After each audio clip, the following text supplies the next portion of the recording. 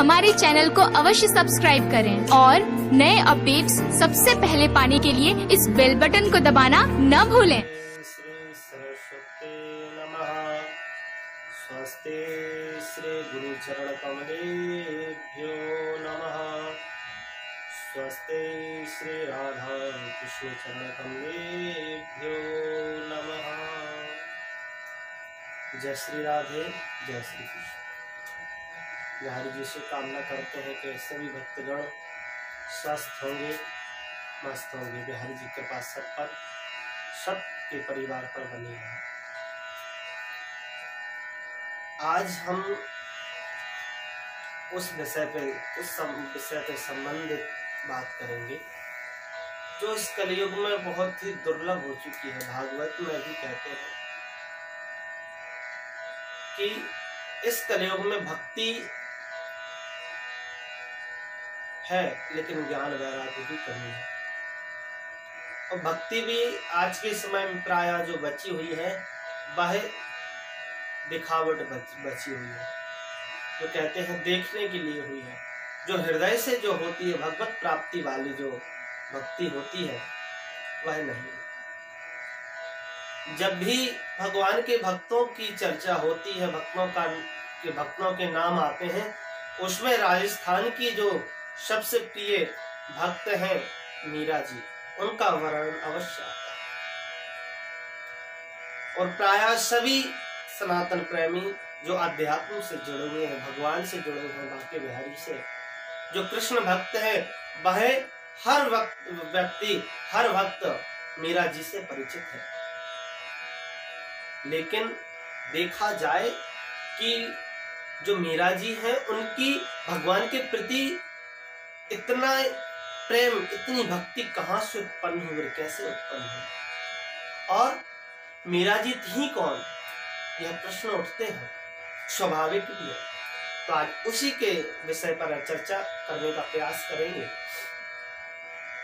कि मीरा जी का पूर्व जन्म उस समय हुआ था जब हमारे ठाकुर श्री बांके बिहारी श्री नंदलाला ब्रजधाम में श्री कृष्ण के रूप में ब्रजधाम में बाल लीलाएं का आनंद ले रहे थे, बाल लीलाओं में थे। उसी समय की बात है, भगवान की अवस्था भी छोटी थी।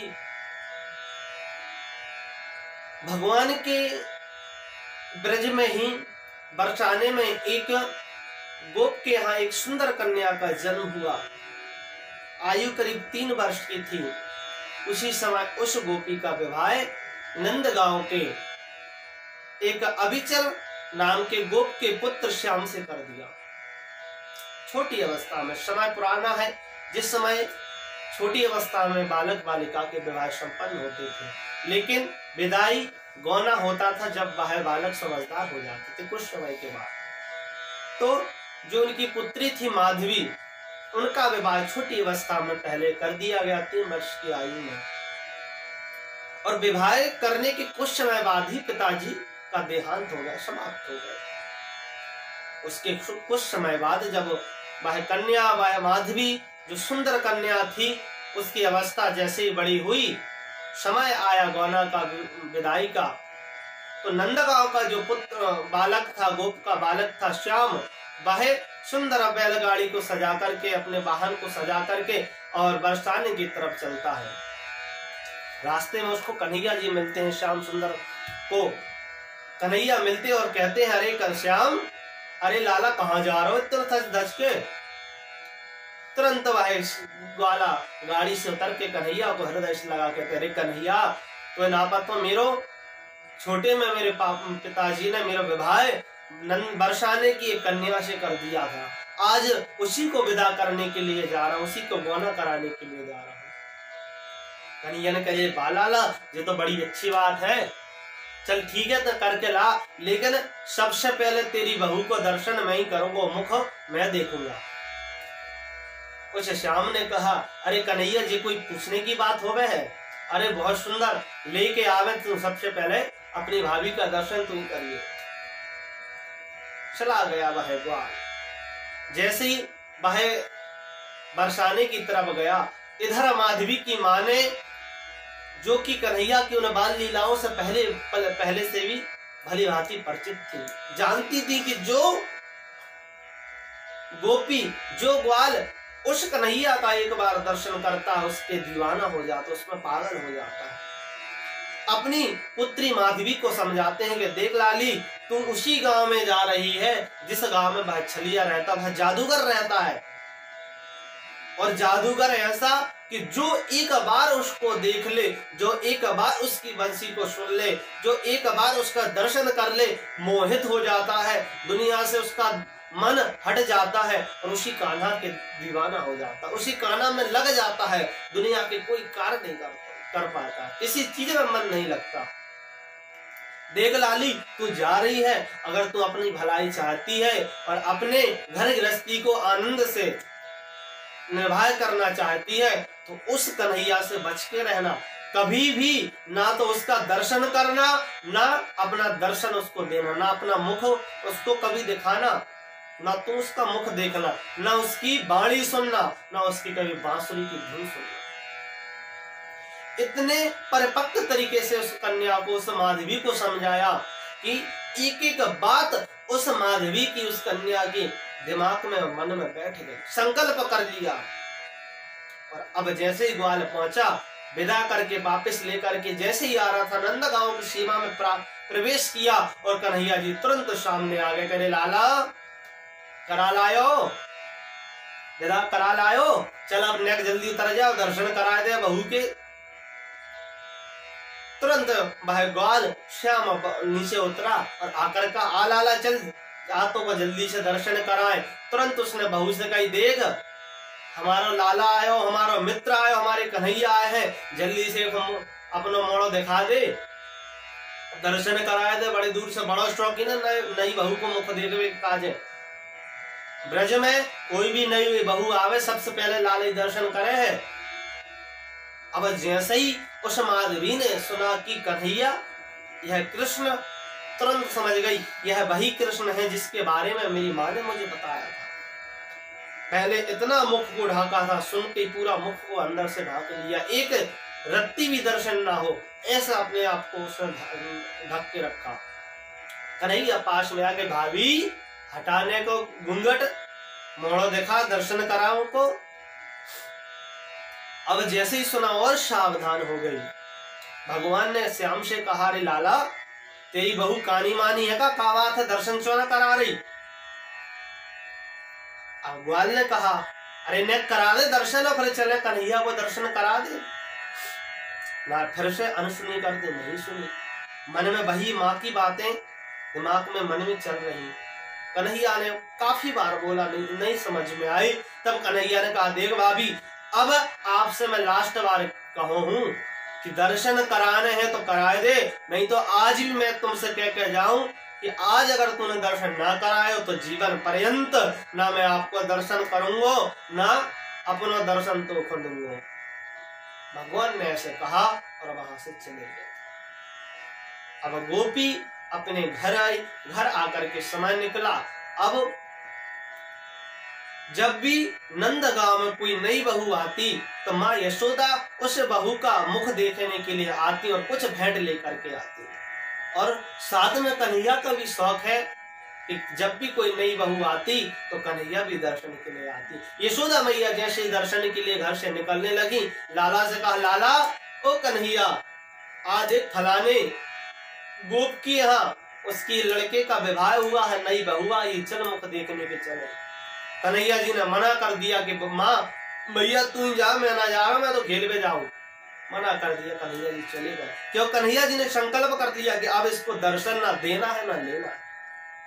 मैया ने कही, चल ठीक है। मैया दर्शन करने के गई, दर्शन करके आई, भेंट इत्यादि दे करके वापस आई। अब जब भी कन्हैया जी गोचारण करके आते हैं, पूरे नंद गांव की गोपियों का, पूरे ब्रज की गोपियों का नियम है कि जब भी कन्हैया जी आते हैं तो अपने द्वार को सुंदर सजाती हैं, ऊपर छत से फूल की वर्षा करती हैं, सुंदर दीपक लगाती हैं। कन्हैया के आने का एकमात्र दर्शन इंतजार करती हैं कब कन्हैया आए और कब उनका दर्शन प्राप्त हो। एक एक सेकंड ठाकुर जी के दर्शन के लिए आंखें तरसती हैं, एक एक क्षण भगवान के दर्शन के लिए व्याकुल रहती हैं। और जैसे ही भगवान का गोचारण करके सायंकाल वापस आना होता है, सभी ग्वालवाल जो ब्रज की गोपियां हैं अपने छज्जे पर आकर खड़ी हो जाती हैं। और जब यह दृश्य माधवी देखती है तो माधवी के मन में उल्टा होता है। सब गोपियां भगवान के दर्शन के लिए घर से बाहर निकलती हैं और माधवी बाहर से अंदर जाकर के बैठ जाती है। संकल्प है कि कभी दर्शन नहीं करूंगी। और दर्शन तो ठीक है, कभी भगवान की बांसुरी भी ना सुनाई दे, इसलिए कान में रुई लगा करके बैठ जाती है कि कहीं मैं उस छलिया की, उस जादूगर के जादू में फंस ना जाऊं। मां ने मना किया, समक्ष लीला करती है कि संकल्प है कि कभी दर्शन ना देना है ना लेना, लेकिन कहते हैं कि भगवान जो करना चाहे, कराना चाहे, किस तरीके से करा दे वह ठाकुर जी स्वयं जानते हैं। समय हुआ, इंद्र का कोप बढ़ा। गिरिराज पूजन के समय की बात, इंद्र ने जब बारिश प्रारंभ की, घनघोर बारिश की आंधी तूफान लाया, पूरे ब्रज में, पूरे नंदगांव में भागदौड़ होने लगी। सब डरने लगे, इधर उधर भागने लगे अपने जीवन को बचाने के लिए। और सब लोग जाते हैं, भगवान ने गिरिराज जी को धारण किया, सभी लोग आकर के उसके गिरिराज के नीचे खड़े हो जाते। उसी भीड़ में वह माधवी भी भूल जाती कि मुझे करना क्या है। उसी भीड़ में दौड़ती हुई, अपने शरीर का होश नहीं रहता है, सब भीड़ में निकलती हुई जाकर के गिरिराज जी के नीचे जाकर के गोवर्धन के नीचे खड़ी हो जाती है। और भाग दौड़ में उसका जो मुख पर जो घूंघट था वह उतर जाता है, वह हट जाता है, वह पीछे हो गया। और जाकर के अपरा थपनी में जाकर के अब अपने पति को तलाशने लगती है, अपने सास को ढूंढने लगती कि मेरे परिवार वाले कहाँ हैं। ढूंढते ढूंढते उसकी दृष्टि पड़ती है कि सामने एक नख है, नख पर गिरिराज जी धारण किए रखे हैं। और जैसे ही उस ग्वालन की, उस माधवी की दृष्टि जाकर के उस नख पर पड़ती है, सब कुछ भूल जाती और कहती अरे वाह, इतना सुंदर नख किसका है। नख को देखती है तो दृष्टि पड़ती है उंगली पे, उंगली पर दृष्टि पड़ती है तो कितना सुंदर, इतनी सुंदर उंगली किसकी हो सकती है। और नीचे आती है, भगवान के हाथ पर नजर पड़ती है। सुंदर भगवान का हाथ है, मेहंदी लगी हुई है, सुंदर मुद्रिका धारण कर रखी है। वो भी मुद्रिका भी घास की बन के जो पुष्प होती उसकी मुद्रिका शोभामान्य हो रही है। दर्शन किया, अब अपने मन को भूल गई, अपने आप से आपा खोने लगी और सब कुछ भूलने लगी और भगवान में मोहित होने लगी। कहती इतना सुंदर हाथ है तो और भी दर्शन करना चाहिए कि हाथ के नीचे भगवान ने बाजू बंद पहन रखा है, वो भी पुष्प से बना हुआ, कितना सुंदर है। उसको देख करके और अपने शरीर की सुध-बुध भूलने लगी और आगे दृष्टि लेकर के जाती है भगवान के कंठ में सुंदर वैजयंती की माला धारण कर रखी है, पुष्पों की माला धारण कर रखी है। और तो मानो उस माधवी, उस गोपी का पूरा हृदय पिघलने लग गया, सब कुछ भूलने लगी और कहती कितना सुंदर कंठ, इतना सुंदर भुजा, इतना सुंदर हस्त कमल, इतना सुंदर नख है तो कौन हो सकता है। और मन में उत्कंठा जागी और आगे बढ़ी तो भगवान के कंठ से ऊपर दृष्टि डाली तो भगवान की मुस्कान पर दृष्टि गई। मुस्कान को जैसे ही देखा और मोहित हो गए। जो कुछ बचा हुआ शरीर में जो होश था वह भी खो दिया उसने, सब कुछ भूल गई। भगवान की एक मुस्कान को देख करके अब तो उसको होश ही नहीं रहा, पूरा जितना भी मन में भाव था सब पिघलने लग गया। मुखार बिंद से जैसे ऊपर दृष्टि उसने डाला कि अब तो शरीर के अलावा अब ठाकुर जी का जिक है कौन, इतना सुंदर बालक, पूरा दर्शन करेंगे। और जैसे ठाकुर जी से उसके नैना मिले, जैसी दृष्टि गई उसकी पलकों पर, समझ गई कि कोई ना कोई यह अवस्थ सुंदर कन्हैया है। कहीं ना कहीं हो ना हो वही श्याम सुंदर हो सकता है जिससे बचने के लिए मेरी माँ ने कहा था। और देखते ही देखते सब कुछ भूल गई। अब तो उसको शरीर का एक पल का होश नहीं रहा। बगल में गोपी खड़ी, उसने देखा कि यह पत्थर की तरह होकर के खड़ी है, एक पलके भी नहीं झपकती। बगल में गोपी खड़ी, उसने हलाया और कहा, अरे गोपी। जब उसको होश आया उसने पूछा, गोपी यह कौन है? इतना सुंदर जीव भी इस संसार में कोई हो सकता है? गोपी ने कहा, अरे माधवी, यह वही कृष्ण है जिससे तू जीवन पर्यंत बचती रही है, जिससे ना मिलने का, ना मुख देखने का, ना दिखाने का तूने संकल्प किया था, वही कृष्ण है। और जैसे ही सुना यह कृष्ण है, आंखों से आंसू पाक होने लगे। हृदय परिवर्तित हो गया, पिघल गया। आंखों से, नेत्रों से आंसुओं की धार बहती है और कहती, अरे माँ, आपने मुझे इन श्याम सुंदर से दूर किया था, इन्हें कन्हैया से मुझे दूर किया था, इनकी भक्ति से मुझे दूर किया था, और मैं आपके उस बंधव से बंध गई थी। आज मैं संकल्प लेती हूँ कि आज से मान, मर्यादा, प्रतिष्ठा सब कुछ त्याग दूंगी, लेकिन अब प्रेम करूंगी तो इसी माधव से, इसी कृष्ण से। आज से मेरे जीवन का आधार शिल्प जो रहेगा तो यह कृष्ण है। मेरे जीवन का एकमात्र आधार कृष्ण, इसकी प्राप्ति करना। मन में संकल्प कर लिया। और कहते हैं कि यही गोपी अपने पूर्व जन्म में मीरा जी के रूप में प्राकट हुई। माधवी ही ब्रज की ही ये गोपी अपने दूसरे जन्म में मीरा के रूप में जन्म लिया और जन्म लेकर के भगवान की इस प्राकट होकर के इस भक्ति को प्राप्त किया। ऐसे भक्त कल काल में मिलना बहुत ही मुश्किल है।